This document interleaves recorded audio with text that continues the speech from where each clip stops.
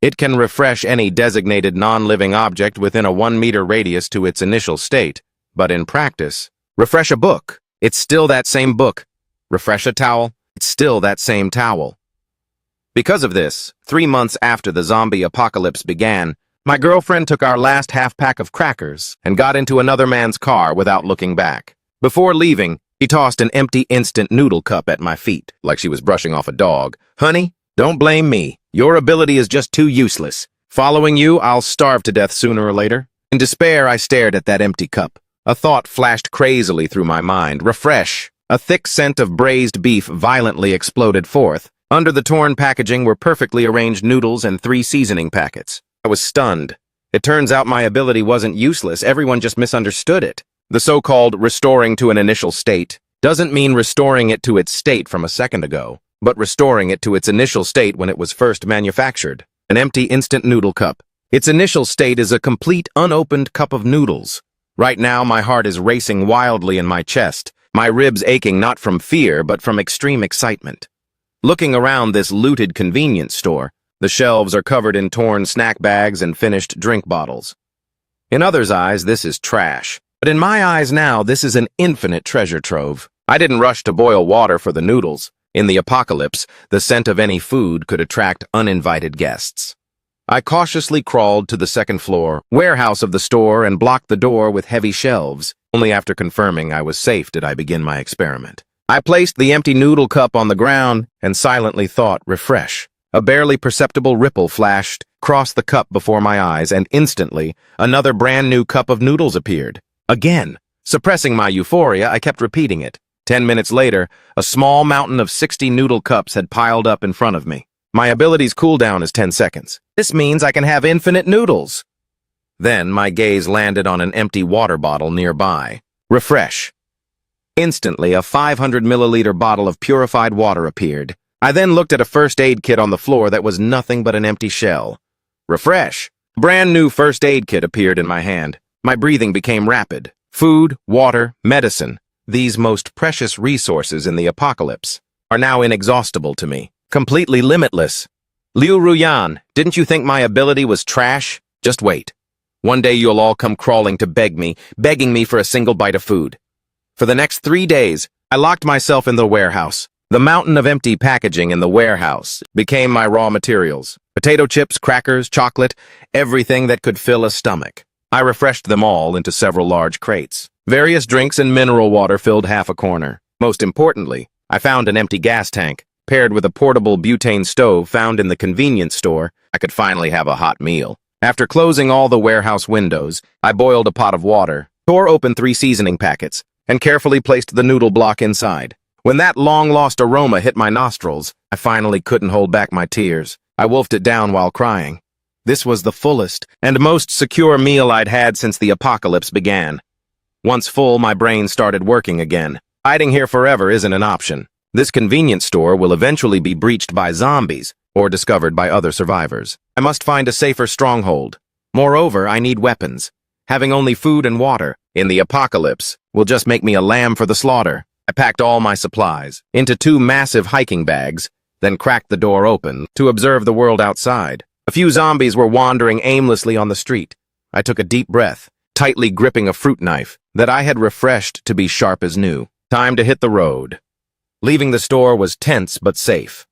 I used the complex terrain of the back alleys to avoid most of the zombies. When I occasionally encountered a straggler, I'd hurl a refreshed full can of Coke at them. And while they were dazed, I'd finish them off with the fruit knife. My goal is the Blue Bay community in the West. It's a famous high-end residential area with a solid security system, high walls, and thick gates. It should hold up during the early apocalypse.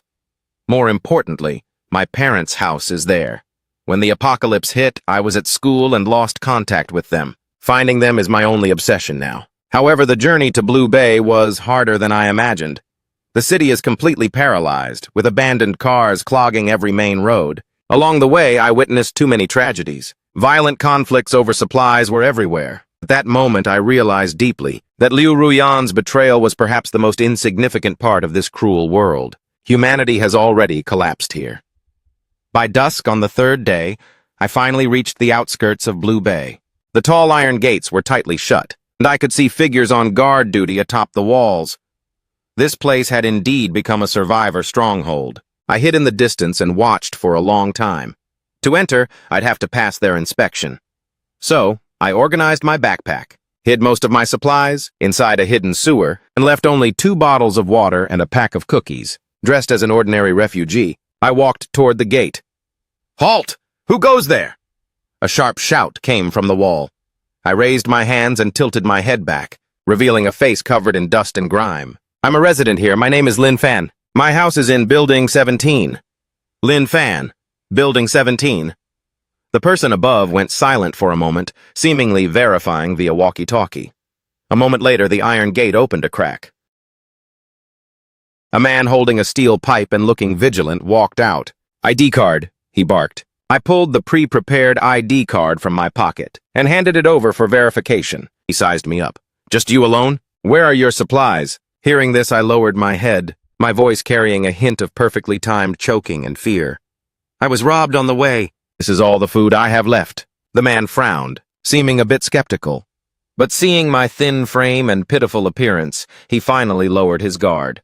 "Come in. Remember the rules of the community. All newcomers must hand over half of their supplies for unified distribution." My heart tightened. Luckily, I was prepared. I nodded obediently and handed over a bottle of water and half a pack of cookies. The man took them, flash of disdain in his eyes, but he waved me in anyway. After entering the complex, the sight inside made me breathe a small sigh of relief. Though the atmosphere was tense, there was order. People were patrolling, some were reinforcing defenses, and women and children were gathered in the community clubhouse. This place was like an island in the apocalypse, temporarily isolated from the blood and chaos outside. A woman in charge of registration told me that the community was now managed by someone named Brother Bao. He used to be the community's property manager. After the apocalypse, he awakened a physical enhancement ability and organized a guard team to protect everyone. All residents can receive a food portion every day, based on their contribution level. To get more, you must join the patrol or logistics team. I used my physical weakness as an excuse to not join any team for now. My priority was finding my parents. But when I ran to my front door with an anxious heart, what I saw was a violently smashed security door and a ransacked interior. My heart instantly sank to the bottom. I rushed inside, frantically calling for my parents, but the only response was deathly silence. The coffee table in the living room was covered in a thin layer of dust, indicating they had been gone for at least several days. Though there were signs of a struggle on the floor, there was no blood. This was perhaps the only bit of luck. I slumped on the floor, seized by unprecedented confusion and fear, not knowing where to find them. Just as I was lost in despair, footsteps came from outside. A flippant voice rang out, "Yo!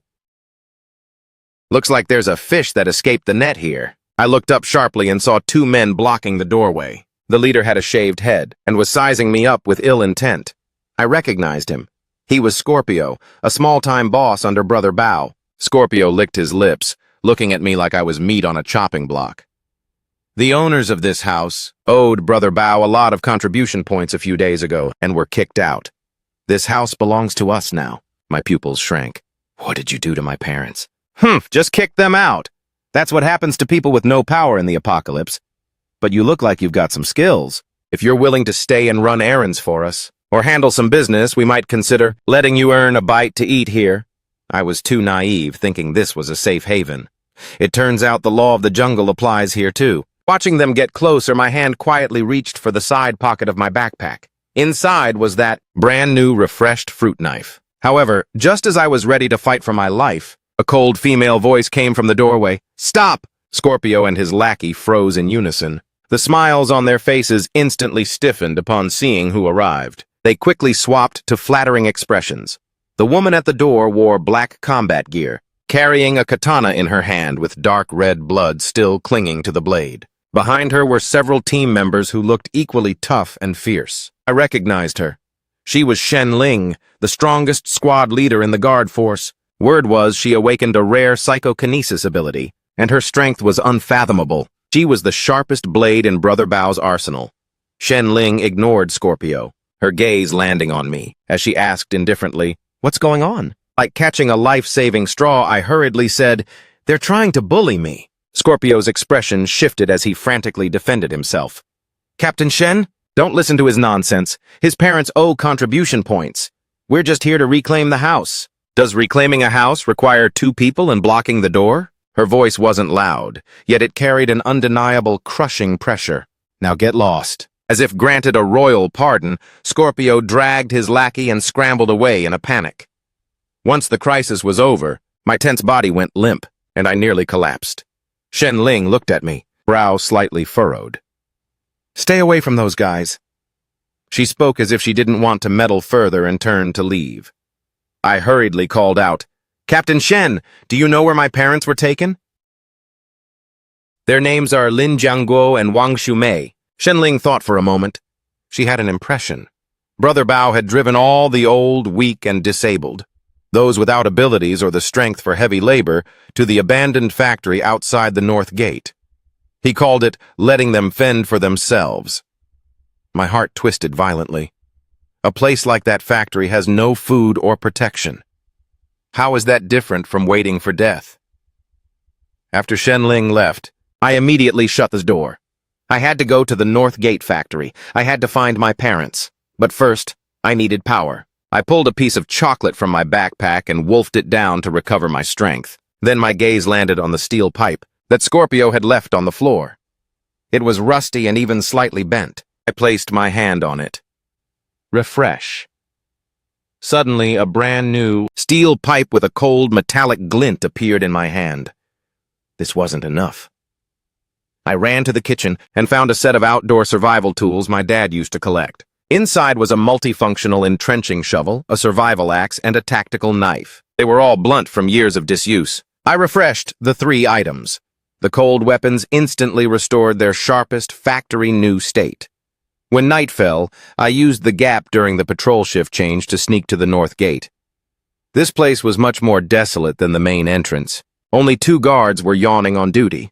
I didn't alert them, but found a blind spot in the surveillance. Using a newly refreshed rope, I easily scaled the 3-meter-high wall. Beyond the wall was a wasteland.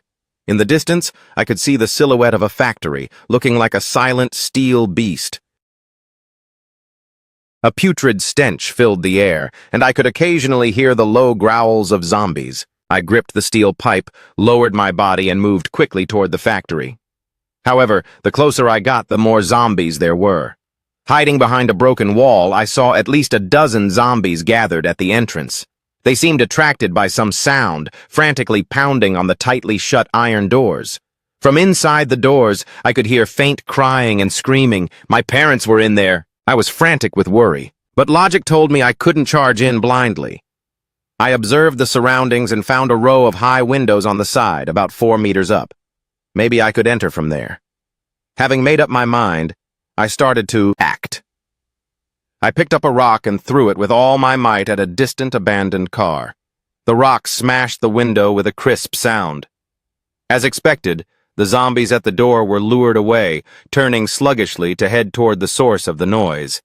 Seizing the chance, I dashed to the factory wall. I pulled the rope from my bag, tied a climbing pick to one end, and threw it hard. The pick latched firmly onto the window frame. I took a deep breath, nimbly climbed the rope, and quickly slipped through the window. I rolled into the factory interior. It was a massive production workshop, filled with rusty machines and scattered parts. Only a few beams of moonlight spilled through the broken roof. From the other end of the workshop came suppressed sobbing and arguing. I followed the sound cautiously. In a corner surrounded by scrap machinery, I saw dozens of survivors. Most were elderly or children. I found my parents in the crowd at a single glance. They were curled up in a corner. My mom was hugging her knees, weeping silently. My dad was holding her tightly, constantly comforting her. My eyes instantly turned red. I choked out a cry. Everyone was startled by my voice and looked over in unison. My parents looked up sharply. The moment they saw me, the expressions on their faces shifted from shock to pure ecstasy. My mom let out a cry and scrambled toward me. Our family of 3 in this hopeless apocalypse closely embraced each other. The joy of reunion washed away all the fear and unease. But soon, a discordant voice shattered this tender moment. "Hey, where the hell did you pop up from?" A man with a scar across his face stepped forward, followed by several burly young men. Clearly, the boss is here. He stared greedily at the bulging backpack on my back. Little brother, you've got some skills. Being able to run all the way here alone. What's in the bag? Take it out and show everyone. I pulled my parents behind me and looked at him coldly. This belongs to me. Belongs to you? Scarface sneered. In here, nothing belongs to anyone. Everything belongs to me. If you're smart, you'll hand over the bag. Otherwise... He brandished the machete in his hand, the threat clear as day. The thugs behind him surrounded me, watching like hawks. The old and weak who had been driven here were furious but dared not speak, only looking at me with sympathetic eyes.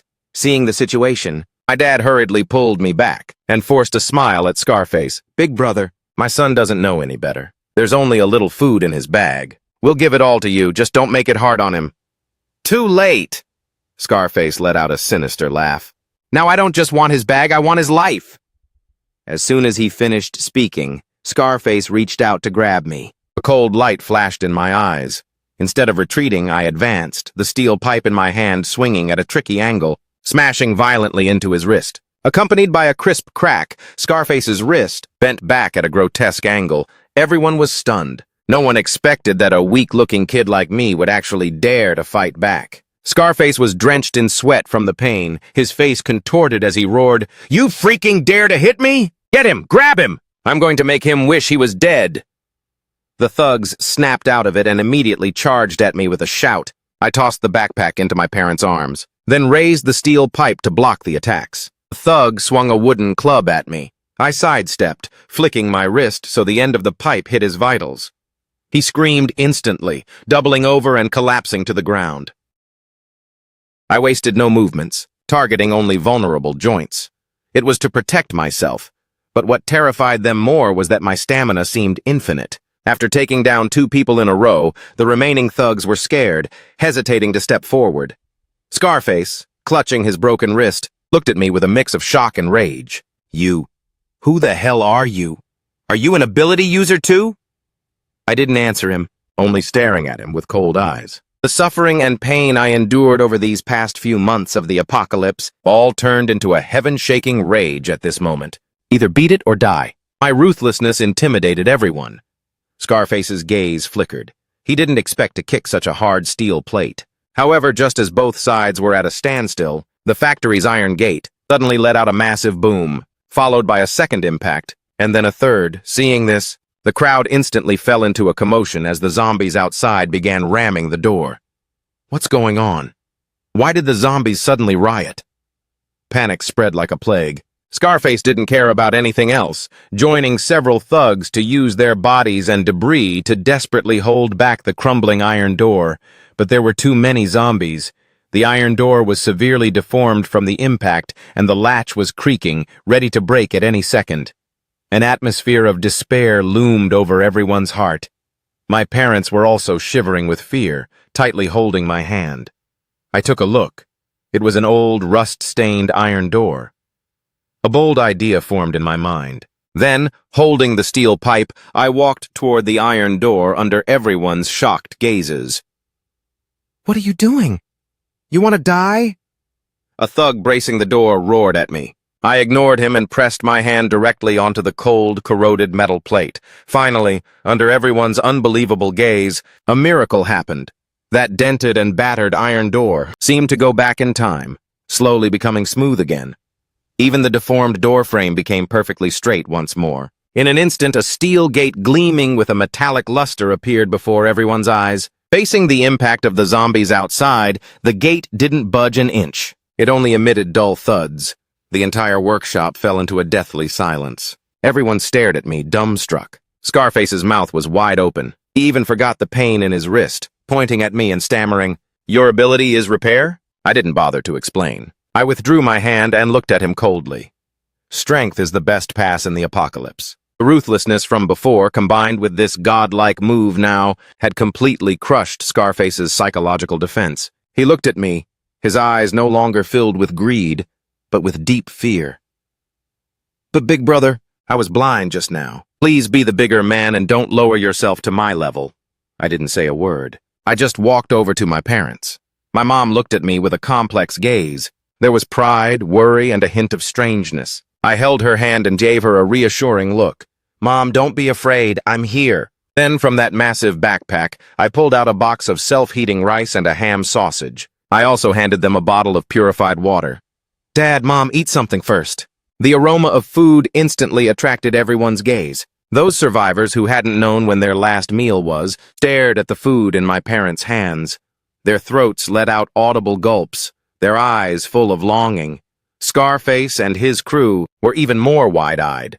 In an apocalypse where food is more precious than gold, I could pull out so much stuff so casually.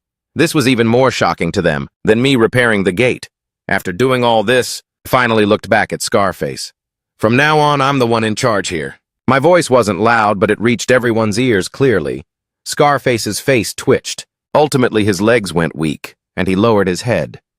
Taking over the factory stronghold was smoother than I imagined. Faced with absolute strength and infinite supplies, Scarface's little bit of authority was fragile. I didn't drive them away. In the apocalypse, manpower is also a resource.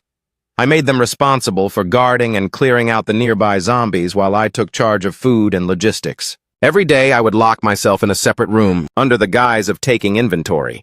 In reality, I was frantically refreshing food and all daily necessities, when crates of brand new supplies appeared before everyone. The way they looked at me was full of awe. They all thought I had a space-type ability with a massive hoard of supplies stored inside. With enough food and a safe place to live, the survivors' faces gradually showed signs of life. Under my management, the entire abandoned factory became well-organized. My parents became my right-hand assistants, helping me manage personnel and distribute supplies. They rediscovered their dignity and value. Among the crowd, and their mental state improved day by day. Everything was moving in a good direction. However, there was always a thorn in my side, and that was the property manager from Blue Bay, Brother Bao. Driving elderly people like my parents, who were unarmed and defenseless, out to fend for themselves. I'm going to settle that score with him sooner or later. Moreover, the defensive fortifications and living conditions of the Blue Bay community are far better than this broken factory. I want to give my parents, and the people following me, a more stable home. It's time to go back and have a little chat with that Brother Bao. A week later, I had made full preparations. I used my refresh ability to restore several abandoned electric scooters found in the factory back to their fully charged factory new state. I also refreshed dozens of sets of brand new protective suits, safety helmets, and steel-toed boots. Regarding weapons, besides the steel pipes and axes, I had people sharpen steel from the factory into many sharp spears. As for Scarface and the core members of his crew, they are now completely loyal to me. I gave them food and warmth. In the apocalypse, that is a massive favor. I selected 20 of the strongest team members, including Scarface. Before setting off, I looked at the team ready for action and gave a short speech. "We aren't going back this time to beg. We're going to take back what originally belonged to us. Blue Bay has solid walls and comfortable houses. We are going to establish a truly safe home there. Anyone willing to go with me, get in." No one hesitated. After witnessing my miraculous abilities, they had an almost blind trust in me. The 20-man motorcade set off in a grand manner, heading toward Blue Bay.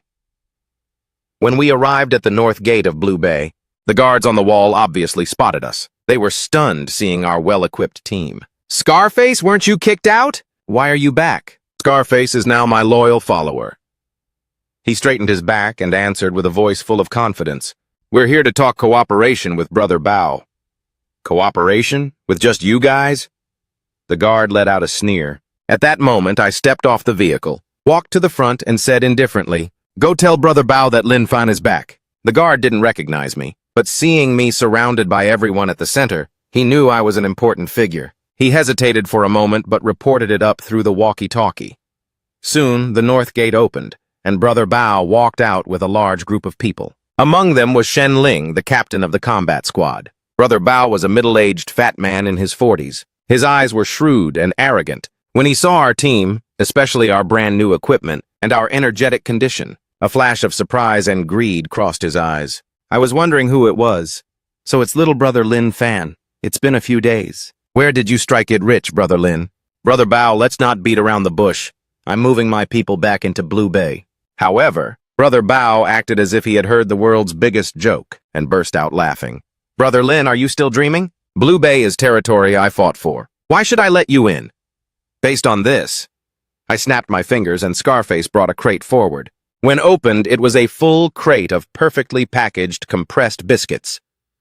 Brother Bao's laughter stopped instantly, and the guards behind him all sucked in a breath of cold air. Although Blue Bay has good defenses, the consumption is high with so many people. Food has always been in short supply. Their daily ration was only a single piece of brown bread. Where did you get so much food? You don't need to know where it came from. I'm just asking, are we partners or not? Brother Bao's eyes flickered. How do you want to cooperate? Simple. My people move in. We provide a portion of the food and you handle security. We manage this place together. Brother Bao's face darkened. Little brother, your appetite is a bit too big. I'm the leader of an entire base. How could I possibly stand on equal footing with an unknown brat like you? Those are my terms. If you don't agree, we'll fight our way in. Fight your way in? Ha ha ha! With just you 20-something people? Shenling! He barked an order. Shenling and her blade squad behind her stepped forward in unison. A chilling, murderous aura instantly filled the air. The Blade Squad was Blue Bay's trump card. Everyone was a battle-hardened ability user. My people immediately grew nervous, but I remained unfazed. I looked at Shenling, the woman who had helped me once before. She was looking at me, too, her eyes filled with curiosity and surprise. Captain Shen, do you also think we can't get in? Shenling was silent for a moment before speaking. Mr. Lin, your strength is impressive, but Blue Bay has 200 guards. Forcing your way in won't end well for you. Her words were meant as a kind warning. Brother Bao laughed triumphantly. Hear that? Don't push your luck. Hand over all your food, and I might consider letting you and your parents stay here as ordinary residents. As for your men, they go back to where they came from. That was his answer. Swallow all my supplies and kick out all my men. He really had it all figured out. I smiled. I guess there's nothing to talk about then. I slowly raised my right hand and aimed it at the tallest residential building in the complex behind them. I looked at them and said word for word, I'm giving you one last chance. Let me in, or I make this building disappear. My words caused a strange silence, followed by deafening laughter. Brother Bao laughed until he almost cried. Shenling, listen to this. This is the funniest joke I've heard all year. But Shenling wasn't laughing. She just stared at me intently, her eyes filled with gravity. She felt that I wasn't joking. I truly wasn't joking. After pulling back my smile, I began the countdown. The grin on Brother Bao's face froze. The laughter from everyone else came to a dead stop. They looked at each other, starting to feel that something was seriously wrong. That 30-story high-rise was the landmark of Blue Bay and home to most of the guards' families. When I reached 1, Brother Bao finally bristled. He roared at his men, Pure bluffing! Take him down! But it was already too late. At the exact moment I finished the final count, I triggered my ability. Not at an object within a 1-meter radius, but by instantly expanding the range of my ability to its absolute limit. I aimed at that grand structure 100 meters away. In my mind, I whispered, refresh. The entire world seemed to hit the mute button. Under the horrified gazes of hundreds of people, the 30-story skyscraper that pierced the clouds began to flicker violently like a glitchy TV screen. Its silhouette turned blurry and transparent. In just a single second, that building and everything inside it vanished into thin air. Only an empty foundation remained, as if it had never existed. Everyone's expressions froze on their faces, turning into a mix of dullness, blankness, and an unspeakable terror. Brother Bao's underlings completely broke down. They threw away their weapons, crying and screaming as they scattered, as if fleeing from some doomsday cataclysm. Brother Bao himself slumped onto the ground, his face ashen, lips trembling so hard he couldn't utter a single word. The 200-man guard force he was so proud of collapsed in an instant.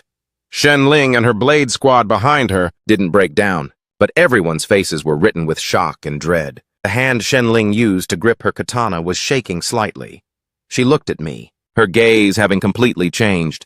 It was no longer the look given to a capable survivor, but the look given to a god walking among mortals. I slowly lowered my hand and walked up to the limp, puddle-like Brother Bao. He looked up at me with eyes reserved for monsters, his body shaking like a leaf. Now can I bring my people in? Brother Bao nodded frantically like a woodpecker, scrambling out of the way. I ignored him and turned to the equally stunned Scarface and the others. Enter the city. My crew finally snapped out of their trance. They looked at me, their eyes filled with fanatical worship. They knew their leader was strong, but they never imagined he'd be this OP. To erase a whole building. What kind of power is that? With a leader like this, who needs to worry about surviving the apocalypse? Our group, under the awestruck gazes of everyone in Blue Bay, drove into the complex in a grand procession. No one dared to block us again. Shenling and her blade squad silently followed behind us, as if escorting us. I knew that from today on, Blue Bay had a new master. After taking over Blue Bay, the first thing I did was a total cleanup. Brother Bao and his core lackeys, who had been lording it over everyone, were locked up. I didn't kill them. I simply neutralized their abilities. After my refresh ability evolved, it could now affect living organisms. I could refresh a person's body to its healthiest state. Naturally, I could also refresh the ability core inside them, back to its initial state before it ever awakened. When Brother Bao turned from an Earth-type user into a helpless fat man, his mind completely broke. As for Shenling and her blade squad, I chose to recruit them. They were true warriors with a conscience, a rare strength to have in the apocalypse. Right in front of Shenling, I refreshed a katana that had been chipped in battle. Then I refreshed a box of nearly expired anti-inflammatory meds, turning them back into factory-fresh medicine. Shenling watched all this, finally realizing that my ability wasn't some space power or simple repair, but a logic-defying power that was almost like a law. She remained silent for a long time before finally bowing her head to me. From today on, the Blade Squad follows your command. With the Blade Squad recruited, I truly took control of Blue Bay. I began to rewrite the rules. Everyone, with or without abilities, can get food as long as they work. I used infinite supplies to quickly win over the people. At the same time, I cleared out all the bad seeds in the community. Under my management, the Blue Bay community was completely reborn. My parents looked at me with eyes full of relief and pride. They never asked what my ability actually was. They only knew their son had grown up and become everyone's pillar of support. Once the base was on the right track, I started thinking about a deeper question. What exactly is the limit of my ability? Refreshing instant noodles, refreshing a building, then can I refresh a living person? I found a guard member who had been scratched by a zombie in battle and had already begun to mutate. Everyone thought he was a goner. I dismissed everyone, closed the door and placed my hand on his forehead. A soft white light enveloped the team member. His painful roars gradually subsided, and the physical mutation receded at a speed visible to the naked eye. I looked at his disappearing wound, and a massive wave of emotion surged in my heart. I succeeded. I restored his body to its initial state before the infection. This meant the zombie virus was no longer a terminal illness to me. This discovery was even more exciting than refreshing a skyscraper. If I can cure the zombie virus, doesn't that mean I can save more people, or even end this apocalypse? A grand plan quietly took shape in my heart. But before that, I still had one personal matter to settle. I called Shenling and asked if there was any news about a survivor team called Blaze. That was the team where the Earth-rank fire manipulator Chen Yan and my ex-girlfriend Liu Ruyan were. Shenling pulled up a map, pointed to a large supermarket in the east of the city and said, "According to intelligence, they've occupied that place. They are the strongest force in the east. The leader is Chen Yan, a peak Earth-rank fire manipulator." A cold glint flashed in my eyes. Let's pay our neighbors a visit tomorrow. The next day, I only took Shenling and the Blade Squad. We drove an armored off-road vehicle I had refreshed, crashing our way to the supermarket. The supermarket had been converted into a sturdy fortress, with armed guards lining the walls. Our arrival immediately triggered their alert. "Who goes there? State your name!" Shenling leaned out and shouted, "Lin Fan of the Blue Bay base is here to visit leader Chen Yan of the Blaze base." The people on the wall had obviously never heard my name, but they knew the reputation of the Blue Bay base. Soon after, the supermarket gates opened, and a man in a red leather jacket walked out. Behind him followed a fawning Liu Ruyan. Not seeing her for a few months, Liu Ruyan seemed to be doing well. She froze when she saw me, then her face immediately showed blatant sarcasm and a sense of superiority. "Oh, isn't this Lin Fan? What's the matter? Couldn't cut it out there? So you came to seek refuge with Blaze." She probably still thought I was that useless loser who needed her protection. Chen Yan also sized me up, especially when he saw Shenling and the Blade Squad behind me. A hint of wariness flashed in his eyes, but it was mostly disdain. "Blue Bay base? Never heard of it. We don't take in freeloaders here." Since we're all survivors, leave your vehicle and supplies, then get lost. He spoke with extreme arrogance. In his view, his Earth-rank fire manipulation was enough to make him fear no one. Liu Ruyan followed suit with her borrowed authority, chiming in, "Did you hear that? Lin Fan, for the sake of our past relationship, I advise you not to be ungrateful. The current you isn't even worthy of shining Chen Yun's shoes." I looked at her smug, petty face and suddenly laughed. "Liu Ruyan, do you still remember that empty instant noodle cup you threw at me?" Liu Ruyan froze, not knowing why I suddenly brought that up. "What noodle cup? I don't remember, just get lost and stop being an eyesore." I pulled back my smile, my gaze turning cold. "You don't remember, but I remember it clearly. Today I'm here to make you eat it." Liu Ruyan acted as if she'd heard the world's biggest joke, pointing at me and laughing. "Lin Fan, has your brain rotted? Making me eat a noodle cup? Based on what?" Chen Yen also crossed his arms and sneered. "Kid, you've got a big mouth. Looks like if I don't show you some color, you won't know how to spell the word death."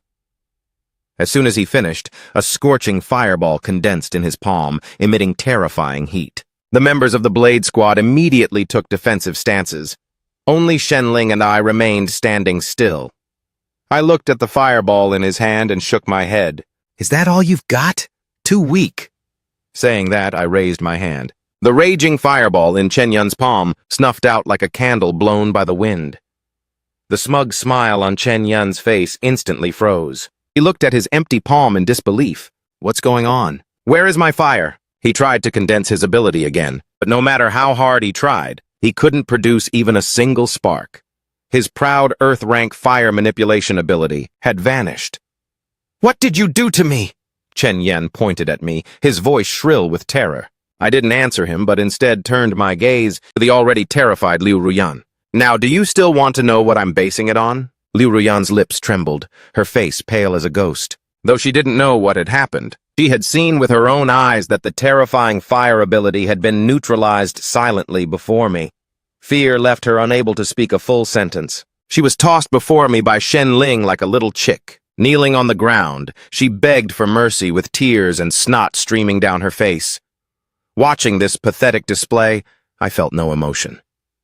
I took something out of my pocket, a flattened, braised, beef-flavored noodle cup. It was the exact one she threw at me back then. I had kept it the whole time. The empty cup in my hand instantly refreshed into a brand new cup of noodles. I tore open the packaging, took out the noodles and the seasoning packets, and dumped them all out. Leaving only the empty paper bowl, I placed it in front of Liu Ruyan. Liu Ruyan looked in the empty paper bowl on the ground, her face looking worse than a corpse's.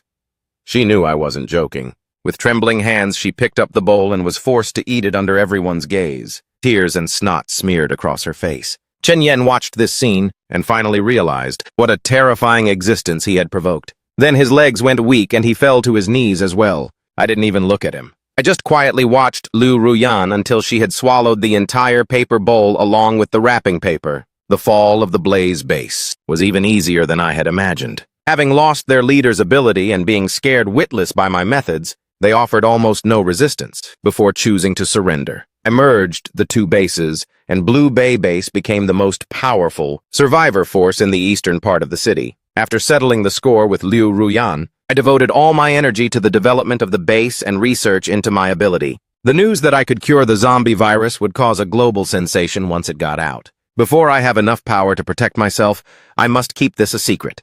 I established a secret medical laboratory, managed by my parents, specifically to treat those who were infected but still had a chance. Every single person I cured was filled with gratitude toward me and became my most loyal supporters. My influence snowballed without anyone noticing.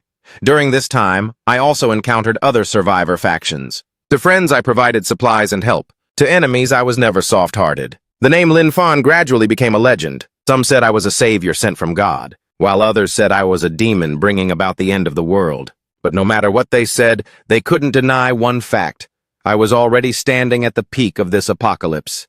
Year 5 of the apocalypse, the Blue Bay base had already expanded into a giant city with a population of 100,000 people. We had a complete defense system, self-sufficient agriculture, and a society where order had been restored. Here, smiles had reappeared on people's faces, and I, as the creator and guardian deity of this city, rarely appeared in public. Most of the time, I stayed at the top of the highest tower in the city center, overlooking the city I built with my own hands. My ability was also far beyond what it used to be. I no longer needed physical contact to refresh everything within my line of sight. I could refresh a barren land to make it fertile. I could refresh a polluted water source to make it clear. My power was becoming closer and closer to that of a true god. Shen Ling is now the commander-in-chief of the City of Hope. He stood behind me reporting the latest situation. City Lord, the zombie tide to the west is getting closer. The leader is an intelligent S-rank mutant zombie we've never seen before. An S-rank zombie is the ultimate disaster in the apocalypse, possessing the power to destroy a city. Hearing this, my gaze pierced through the vast distance, seeing that black wave of billions of zombies blotting out the sky and seeing the center of that wave. The S-rank zombie sitting on a throne of bones like an emperor. It seemed to sense my gaze as well. Its crimson eyes met mine in mid-air.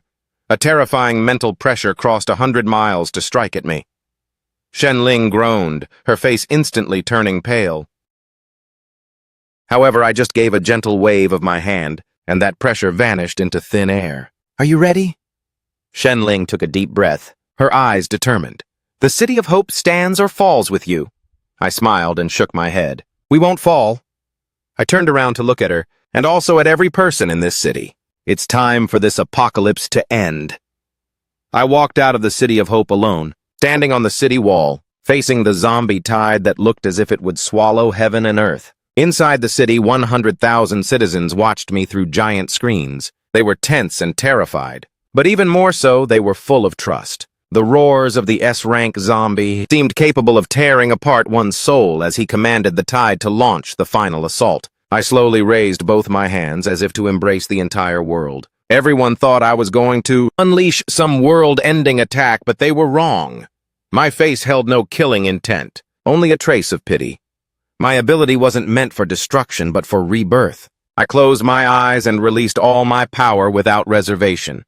Not targeting a single zombie, nor a single area, but targeting this scarred, terminally ill world. Time seemed to stop at this very moment. A soft and vast white light that defied description, centered on me and spread toward the entire world. Everywhere the light touched, the frenzied zombies stopped in their tracks. Their rotting bodies began to heal, and their clouded eyes regained clarity. The violence and bloodlust in their eyes were replaced by confusion and humanity. As the light brushed over the earth, fresh green grass grew anew on the cracked soil. The gray haze dissipated, revealing a long-lost, clear blue sky. That S-rank zombie sitting on the throne of bones watched in terror as his own body began to change. He tried to resist, but he could not block this power of law originating from the source of the world. Ultimately, he too regained his human form, staring blankly at his own hands. The entire world had been refreshed. Everyone infected by the virus returned to normal. Every environment destroyed by the apocalypse regained its vitality. It was as if that nightmare, which lasted for 5 years, was merely an illusion. The City of Hope fell into a deathly silence. Everyone watched through the screens, staring blankly at this miracle-like scene. After an unknown amount of time, the first person wept with joy, followed by the second and the third. Eventually, earth-shaking cheers echoed through the city and the entire brand-new world. They shouted my name. I stood on the city wall, feeling the gentle breeze. Turning back, I saw Shen Ling, saw my parents, and saw countless joyful faces filled with hope. I smiled. The instant noodles in front of me could be infinitely refreshed, and so could this world beneath my